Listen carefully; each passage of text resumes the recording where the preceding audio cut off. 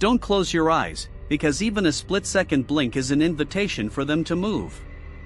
We are trapped in a garden where these marble statues advance 1 inch every time we lose sight of them. The sound of stone scraping against gravel is getting closer, and the circle is tightening. It started as a joke when my brother Arthur and I found the rusty, padlocked gate of the old Blackwood estate. The iron gates had been chained shut for over 50 years, overgrown with choking vines of dark ivy under a heavy gray twilight sky. We pried a gap wide enough to squeeze through, stepping onto the overgrown, moss-covered gravel pathways of a massive maze-like topiary garden. Scattered among the neat boxwood hedges were dozens of beautifully chiseled Victorian white marble statues.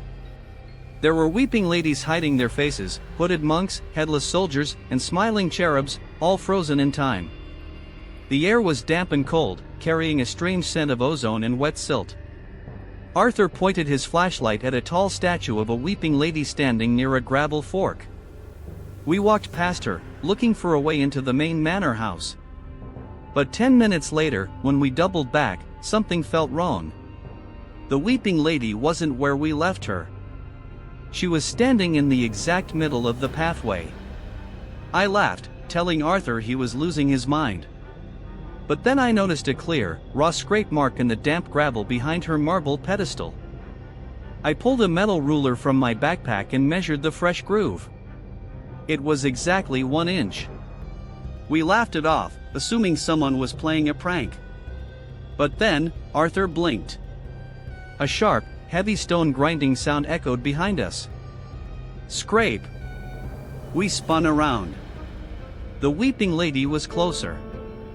I stared at her, my heart hammering against my ribs. I closed my eyes for a fraction of a second, just a natural reflex. Scrape. The hooded monk statue had shifted forward onto the grass, his stone hands outstretched toward us.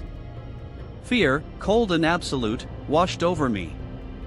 This wasn't a joke.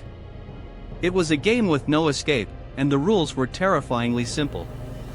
Every blink was a step forward for the stone hunters. I grabbed Arthur's arm, warning him to keep his eyes locked on them. We backed away slowly toward the iron gate. But the garden was a maze, and every corner we turned revealed more white marble figures. A small stone cherub sat on a mossy bench, its face tilted upward toward us, its blank stone eyes staring. As twilight faded into a pitch-black night, the physical fatigue began to set in. Our eyes burned. The cool night air dried out our eyelids, making every second an agonizing battle. My flashlight beam began to flicker, its battery dying. Arthur started to cry, tears of sheer exhaustion streaming down his dusty cheeks. We were trapped in a tightening circle of stone.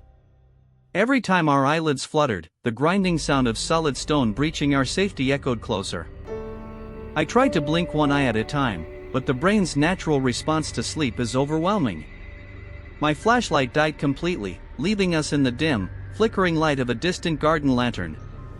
The shadows stretched and twisted, turning the silent monoliths into towering, predatory figures. I felt Arthur's grip on my shoulder loosen. He let out a dry, rattling gasp. He had closed his eyes. A massive, deafening scraping sound tore through the quiet garden. In a panic, I blinked. When I opened my eyes under a sudden flash of lightning, the headless soldier was standing directly in front of us. A cold, cracked marble hand was outstretched, its sharp stone fingers mere inches from my face.